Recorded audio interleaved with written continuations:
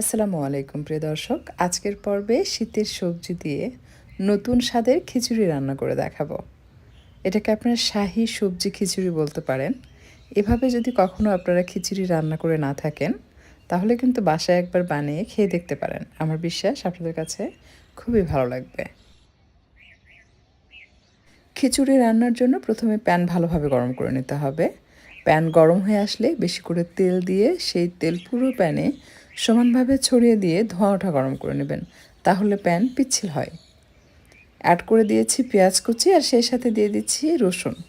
দেশি রসুন আস্ত কোয়া ব্যবহার করেছি, কাটার দরকার নেই, এরকম আস্তই দিবেন। আর যদি ইন্ডিয়ান রসুন হয় তাহলে একটা রসুনের কোয়াকে 4 পিস বা 2 পিস করে নিতে পারেন। অ্যাড করলাম কাঁচামরিচ 7টির মতো, আর সেই সাথে অ্যাড করছি গরম মশলা। গরম মশলার মধ্যে দিয়েছি লং, সাদা এলাচ, কালো এলাচ, সাদা এলাচ এবং কালো এলাচ। অবশ্যই থেতো করে নিতে হবে, এতে করে মশলার ঘ্রাণ দ্রুত বের হয়ে আসে। দিয়ে দিচ্ছি 3 টুকরা দালচিনি, তেজপাতা 2-3টি। এরপর এটাকে ভেজে নিচ্ছে। পেঁয়াজ লাইট গোল্ডেন হওয়ার আগ পর্যন্ত এটাকে ভেজে নিতে হবে। আর কাঁচামরিচ কিন্তু আমি আস্ত দিইনি, মাঝখান থেকে চিড়ে দিয়েছি, এতে করে ঝাল বেরিয়ে আসবে।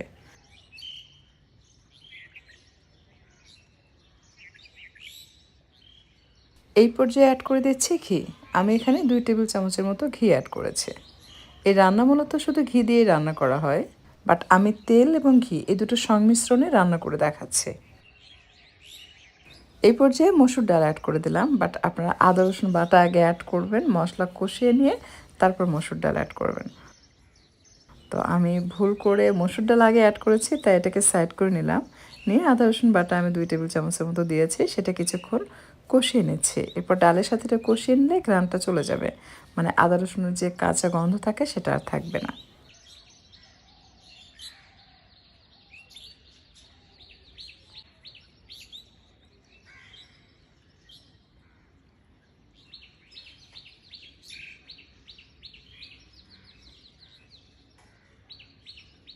মসুর ডাল আদা রসুনের সাথে মিক্স করে খুব ভালোভাবে কষানো হয়ে আসলে অ্যাড করতে হবে হলুদের গুঁড়া এবং স্বাদমতো লবণ।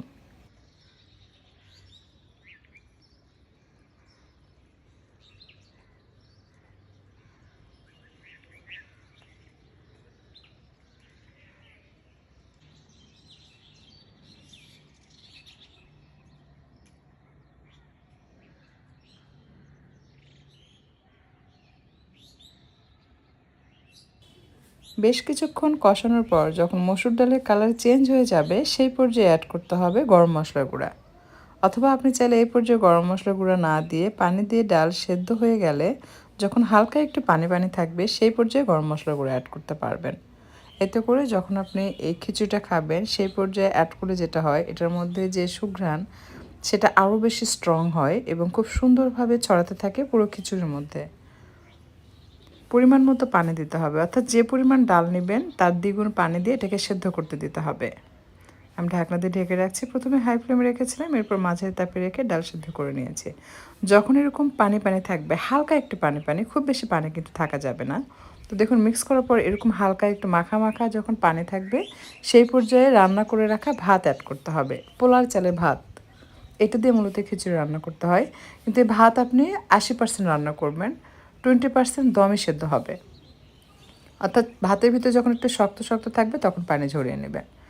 অ্যাড করলাম ভেজে রাখা সবজি, সাথে দিয়ে দিচ্ছি পেঁয়াজের বেরেস্তা, ঘিতে ভেজে রাখা কিশমিশ, বাদাম আর ঘি দিয়ে মিক্স করব। এখানে সবজি আমি আগে থেকে কিভাবে ভেজেছি সেটাও বলে দিচ্ছি আপনাদের সুবিধার জন্য। সবজির মধ্যে লবণ, কালো গোলমরিচের গুঁড়া আর সামান্য কর্নফ্লাওয়ার দিয়ে মিক্স করে ডুবো তেলে ফ্রাই করে নেবেন, তাহলে এই সবজি খেতে বেশি ভালো লাগে। কাঁচা সবজি নর্মালি আমরা সাধারণত খিচুড়ি রান্না করতে ব্যবহার করি, ওই সবজিটা খেতে কিন্তু ততটা ভালো লাগে না। সবজির মধ্যে আমি কী কী সবজি এখানে ব্যবহার করেছি সেটাও বলে দিচ্ছি। আমি এখানে মটরশুঁটি ব্যবহার করেছি, আলু, সিম, ফুলকপি, গাজর, মিষ্টি কুমড়া। আপনারা আপনাদের পছন্দের যে কোনো সবজি এভাবে ফ্রাই করে এটার সাথে অ্যাড করতে পারবেন। এরপর জাস্ট হালকা হাতে এই সময় মিক্স করবেন। আরেকটা বিষয়, আপনি যখন চাল সেদ্ধ করবেন অর্থাৎ পোলার চাল, তখন 10 মিনিট বা 15 মিনিট চালটাকে ভিজিয়ে রাখবেন। তারপর পানি গরম করবেন, গরম পানিতে আপনার চালটা সেদ্ধ করতে হবে। অর্থাৎ পানিতে যখন বলক চলে আসবে, সেই পর্যায়ে অ্যাড করবেন লবণ, তেল এবং একটু লেবুর রস দিয়ে আপনি রাইস দিয়ে এটাকে ফুটিয়ে নেবেন। রাইস যখন উপরে মনে হবে ভাত আর ভিতরে একটু শক্ত, সেই পর্যায়ে পানি ঝরাবেন। এরপর সাথে সাথে ছড়িয়ে ছিটিয়ে রাখবেন যেন ঠান্ডা হয়। এই খিচুড়ি মূলত এভাবে রান্না করলে বেশি ভালো লাগে খেতে। তো এটা প্রথমে আমি সব কিছুর সাথে মিশিয়ে নিলাম। এখন দমে বসাবো।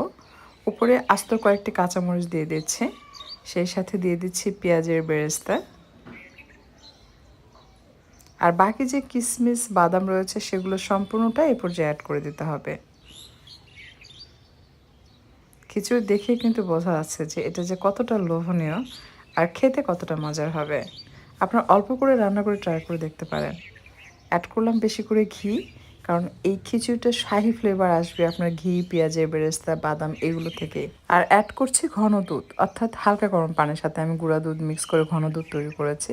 সেটা হাতের মধ্যে নিয়ে এভাবে ছিটিয়ে দিতে হবে যেন সমস্ত রাইসগুলো এই দুধ দিয়ে ধুয়ে যায়। আর এই দুধের মধ্যে সামান্য একটু টেস্টিং সল্ট অ্যাড করে নিয়েছে।